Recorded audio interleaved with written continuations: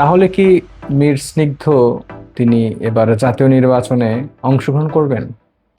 অনেকটা গুঞ্জন শোনা যাচ্ছে এবং গুঞ্জনটা আরো প্রখর হয়েছে যখন মীর স্নিগ্ধ তিনি বিএনপির গুলশানের চেয়ারপারসনের কার্যালয় থেকে বিএনপির সদস্য পদ গ্রহণ করেছেন। এখান থেকে মনে হচ্ছে যে তিনি হয়তো বিএনপির নমিনেটেড ক্যান্ডিডেট হতে পারেন।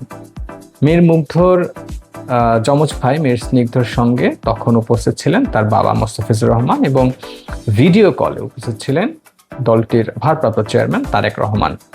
এ সময় তিনি দলটির যে মহাসচিব মির্জা ফখরুল ইসলাম আলমগীর তার কাছ থেকে এই সদস্য পদটি গ্রহণ করেন এবং এখন মোটামুটি অনেকেই ধরে ফেলেছেন বা মনে করছেন যে হয়তো মীর স্নিগ্ধ তিনি উত্তরা বা আশপাশের কোনো এলাকা থেকে নির্বাচনে অংশগ্রহণ করবেন।